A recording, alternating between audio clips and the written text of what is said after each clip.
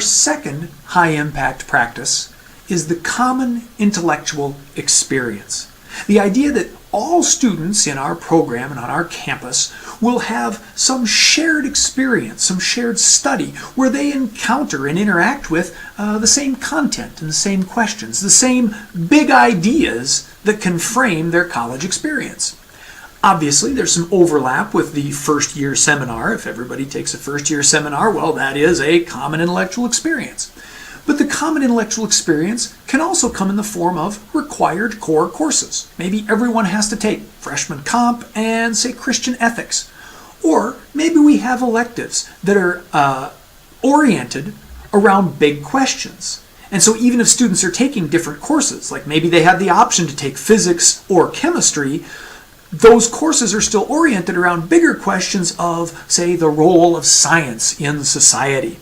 The desire to create a common intellectual experience is at the core of the idea of creating master courses, where we have faculty and course designers work together to create courses with uniform content and sequencing and outcomes. Research indicates that a master course is essential to a common intellectual experience to make sure that students do encounter the same material and are focused on the same outcomes. Idiosyncrasy, changes here and there and individual choices in how the course looks, can break up and have a negative impact on the common intellectual experience. The idea of master courses is that designers create the common intellectual experience and the common content, and then faculty can focus on engaging students, getting them to talk about, work with the content that we've agreed to offer. Big but. Anytime someone tells me idiosyncrasy is bad, well, you can probably imagine I get a little bit nervous. No matter how hard you work to create a master course and create that common intellectual experience, students are always going to differ. Different students group in different groups at different times of the day are going to interact with material differently, and they're going to interact with each other differently. If you've taught, you do a section at 8 in the morning and a section at 3 in the afternoon, you know no two class meetings are identical.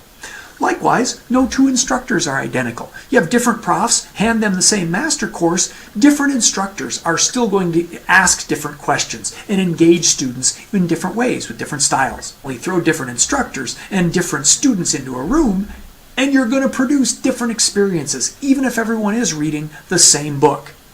Thing is, even within the common intellectual experience, that difference is okay. When we talk about a common intellectual experience, we're not trying to create identicality. We're simply trying to create some commonality in the midst of diversity. Remember, the common intellectual experience is not about stamping out ideological clones. It's not about making everyone answer the test the same way. That's not it. The common intellectual experience is about building a common intellectual and moral reference point, or a set of reference points, from which students can then develop and express their own unique identities within the diverse academic community.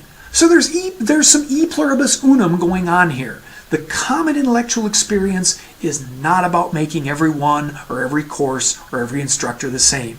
It's about creating some shared experience that still recognizes and allows us to express a diversity of ideas and worldviews.